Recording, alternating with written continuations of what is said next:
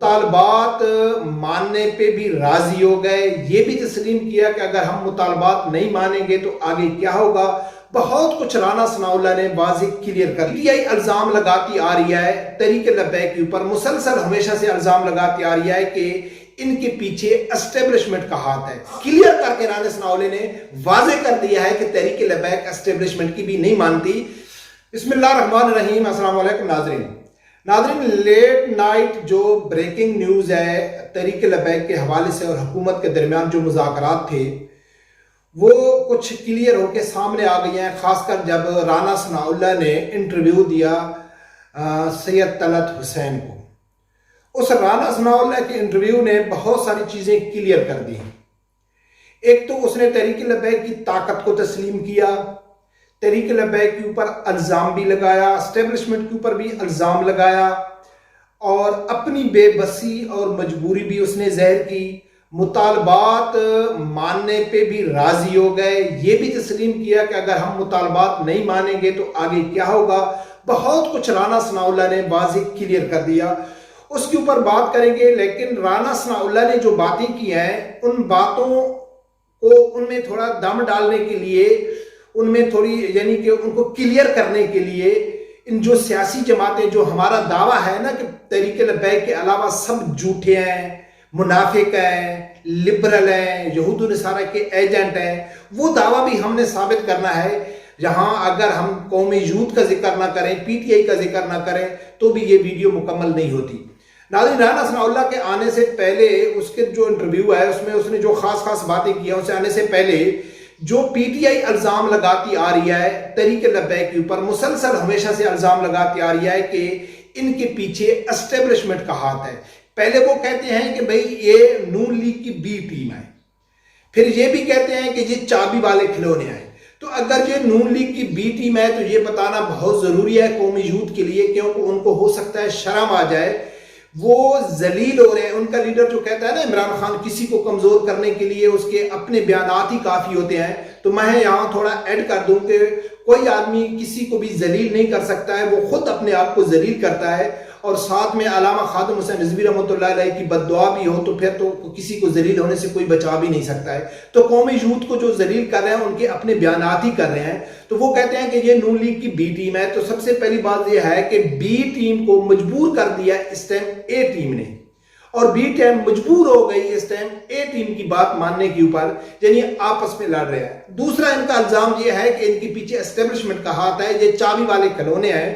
تو یہ بھی بتانا ضروری ہے کہ اس ٹائم جو لبیک کھلونا ہے اس کی جو چابی ہے یا اس کا جو کنٹرول ہے، ریموٹ کنٹرول والے ہیں، ان میں سیل ختم ہو گئے ہیں، اور اس ٹائم نون لیگ کے پیچھے بھی اسٹیبلشمنٹ ہے، ہینڈلر اسٹیبلشمنٹ ہے، یوتھی ایسے کہتے ہیں، اور لبیک کے پیچھے بھی اسٹیبلشمنٹ ہے۔ تو اسٹیبلشمنٹ کے پاس جو ریموٹ ہے نا اس کے سیل ختم ہو گئے ہیں، اور ان کے کھلونے آپس میں لڑ رہے ہیں، اور اسٹیبلشمنٹ بے بس ہے، وہ بیچاری کچھ نہیں کر سکتی کہ یار ہم کیا کریں گے، تو دونوں ہمارے اپنے ہی آدمی ہیں، دونوں ہمارے ہی کھلونے ہیں، آپس میں لڑ رہے ہیں۔ لہذا ناظرین، جہاں ذکر اس لیے کرنا ضروری ہے کہ پی ٹی آئی والے بے شرم ہیں، بغیر سوچے سمجھے کسی کے اوپر الزام لگا دینا اور ایسے چغلی مارنا، اور اگر وہ ایسے چغلی نہ ماریں تو پھر وہ جہل کیسے ثابت ہوں گے، ذلیل کیسے ہوں گے۔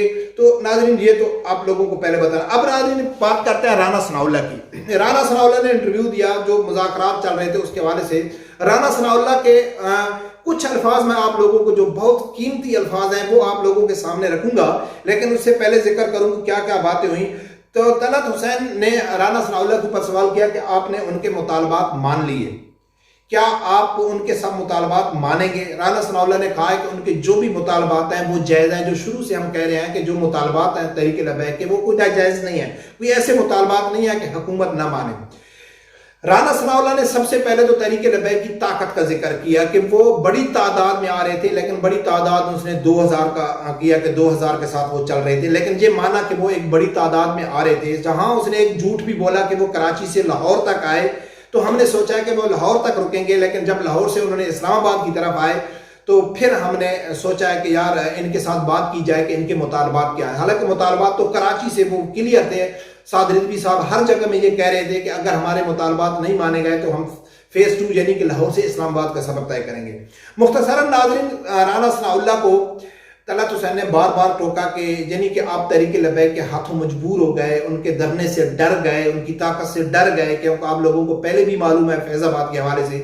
تو رانا ثناء اللہ بیچارہ منہ چھپاتے چھپاتے سب کچھ کرتے کرتے یہ بھی تسلیم کر رہا تھا کہ وہ طاقتور ہیں، ان کے ساتھ ہم نہیں نمٹ سکتے، ساتھ میں یہ بھی کہتا ہے کہ نہیں ہم ڈر نہیں گئے ہیں، ان کے مطالبات جائز ہیں۔ مختصراً کے لاسٹ میں جو ڈیڈ لائن جو ایک خاص پوائنٹ تھا پٹرول کا، اس کے اوپر رانا ثناء اللہ نے کہا ہے کہ بھئی ہم نے پہلے بھی قیمتیں کم کیا ہیں، آگے بھی قیمتیں کم کریں گے۔ طلعت حسین نے کہا ہے تو پھر تو تحریک لبیک کا پریشر ہو گیا نا۔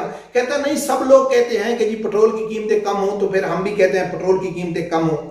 برکب ناظرین مختصراً کیا ہے کہ انہوں نے تحریک لبیک کے جو مطالبات ہیں وہ تقریباً مان لیے ہیں، لیکن اس میں سب سے دلچسپ بات جو کی ہے، جو ہمارے تحریک لبیک کے دعوے کو سچ ثابت کرتے ہیں کہ جتنی بھی تحریک لبیک کے علاوہ جماعتیں ہیں وہ سب منافق ہیں، جھوٹے ہیں، یہود و نصارہ کے ایجنٹ ہیں۔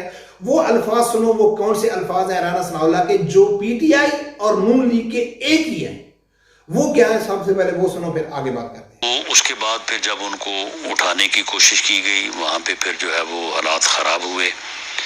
اس کے نتیجے میں جب ان کو دوبارہ انگیج کیا گیا، اور اس انگیج کرنے میں اسٹیبلشمنٹ بھی شامل تھی، اس وقت اسٹیبلشمنٹ ان کو بٹھانے یا لانے یا وہاں پہ بٹھائے رکھنے میں ملوث نہیں تھی، بلکہ اس وقت اس معاملے کو جو ہے وہ ریزالو کرنے میں ملوث تھی۔ ان کو کہا گیا کہ جی آپ کے جو ہے وہ نقصان ہو گیا ہے، یہ ہو گیا، آپ اپنے مطالبات یہ کریں۔ وہ انہوں نے کہا کہ نہیں، ہمارا مطالبہ ایک ہی۔ تو ناظرین آپ لوگوں نے سنا ہے کہ رانا ثناء اللہ کیا کہتا ہے کہ اس ٹائم جب تحریک لبیک فیض آباد آ رہی تھی تو ان کے پیچھے اسٹیبلشمنٹ کا ہاتھ تھا۔ اب پھر طلعت حسین کہتا ہے کہ اب کہتا ہے نہیں، اب وہ اپنی مرضی سے آ رہے ہیں۔ اچھا، پھر یہ کہتا ہے کہ اس ٹائم اسٹیبلشمنٹ لے کے اسٹیبلشمنٹ آئی تھی، پھر بعد میں ان کے ساتھ معاملات طے کرنا، اس میں بھی اسٹیبلشمنٹ کا اہم کردار تھا۔ ساتھ میں اس نے بہت زبردست بات کیا ہے، جہاں رانا ثناء اللہ نے کلیئر کر دیا اور یہ ثابت کر دیا کہ جو لبیک جماعت ہے وہ اسٹیبلشمنٹ کے کنٹرول میں نہیں ہے۔ وہ کیسے؟ کہ وہ کہتا ہے کہ وہ لے کے اسٹیبلشمنٹ آئے، پھر اسٹیبلشمنٹ نے معاملات طے کیے۔ تو اس نے یہ کلیئر کر دیا کہ جب اسٹیبلشمنٹ نے دوبارہ مداخلت کی، معاملات طے کرنے کے لیے اپنا کردار ادا کیا، تو لبیک والے نہیں مانے، وہ ڈٹ گئے استعفے کے اوپر کہ ہم استعفے کے بغیر نہیں جائیں گے، زید احمد کے استعفے کے بغیر، اور انہوں نے وہ مطالبہ منوایا۔ تو یہاں رانا ثناء اللہ نے یہ کلیئر کر دیا ہے کہ اگر وہ یہ مطالبات کا بعد اس سوال کو یعنی گھما دیتے تو شاید عام آدمی یہ سمجھتا کہ یار اسٹیبلشمنٹ ڈبل گیم کر رہی تھی، پہلے تحریک لبیک کو لے کے آئی، پھر اندر ثالثی کا کردار ادا کیا، اور انہوں نے نون لیگ کے خلاف یعنی کہ ایک چال چلی ہے۔ لیکن یہ الفاظ کلیئر کر کے رانا ثناء اللہ نے واضح کر دیا ہے کہ تحریک لبیک اسٹیبلشمنٹ کی بھی نہیں مانتی، کہ اسٹیبلشمنٹ کہہ رہی تھی کہ آپ دھرنا ختم کرو، لیکن وہ ضد تھے کہ نہیں ہم استعفے کے بغیر نہیں جائیں گے، اور وہ استعفیٰ لے کے گئے۔ ناظرین اگر ہم ٹوٹل اس کے رزلٹ پہ نکلیں تو یہ بات واضح ہو گئی ہے کہ جو ہم شروع سے کہتے ہیں کہ یہ حکومت تحریک لبیک کے ساتھ طاقت کا استعمال نہیں کرے گی، ان کو اچھی طرح معلوم ہے تحریک لبیک کی طاقت کا، کارکنوں کا بھی معلوم ہے کہ یہ یوتھی نہیں ہے، یہ ناچ گانا کرنے والے نہیں ہیں، یہ بھی مان گئے کہ ان کے جو مطالبات تھے وہ بھی جائز تھے، پٹرول کی قیمت بھی وہ کم کرنے کے اوپر آ گئے ہیں۔ اب معاملات کہاں رکی ہوئے ہیں؟ جو مختلف قسم کے تجزیہ کار سے یہ بات سامنے آ رہی ہے کہ جو دو ان کے مذاکرات کے وہ چلے ہیں وہ دونوں کامیاب رہے ہیں۔ اب تیسرا جو ان کے ساتھ مذاکرات کا جو سیشن ہونا ہے وہ امپلیمنٹیشن کے اوپر ہونا ہے کہ یار ان کے اوپر عمل کیسے کیا جائے گا، ان کو کیسے روکا جائے گا۔ اور رانا ثناء اللہ کے بعد سے بھی یہ بات سامنے نظر آتی ہے، اور کل مفتی منیر الرحمان نے بھی اشارہ دے دیا کہ تحریک لبیک اپنا دھرنا اگر یہ کامیاب ہو جاتے ہیں تو یہ جو لانگ مارچ ہے وہ یہاں جہلم کے مقام پہ ختم کر دیں گے یا نہیں ختم کریں گے۔ تو اس حوالے سے رانا ثناء اللہ نے کہا ہے کہ ہم چاہتے ہیں کہ لبیک والے خود اعلان کریں، یعنی کہ اس کے اوپر بھی کافی حد تک بات ہو گئی ہے۔ تو ناظرین جیسا کہ میں لاسٹ ویڈیو میں ذکر کیا ہے تو یقیناً اب 90% یہ معاملات سمجھ میں آ رہے ہیں کہ معاملات کسی نہ کسی طرف حل ہو چکے ہیں، ہاں کسی چیز کے اوپر اگر کوئی چھوٹی بہت کوئی رکاوٹ ہے تو وہ بھی انشاءاللہ حل ہو جائے گی. اگر 90% معاملات کے اوپر طے پا گئے ہیں تو 10% کے لیے یہ دوبارہ کوئی خون خرابہ یا کوئی طاقت کا استعمال یا خام خواہ طریقے لبیک کو چھیڑنا یا حکومت کی طرف سے کوئی جبر و ایسا تشدد کرنا، یہ میرے سمجھ میں نہیں آتا ہے کہ اب دوبارہ ہوگا. الحمدللہ دیکھتے ہیں، آج دن تک تقریباً کلیئر ہو جائے گا. جو بھی اپڈیٹ ہوگی آپ لوگوں کے سامنے رکھتے ہیں. رب پروردگار سے یہی دعا ہے کہ اللہ تعالیٰ ہر آدمی کو حق سچ سننے کی اور اس کے ساتھ کھڑے ہونے کی توفیق عطا فرمائے. اللہ حافظ.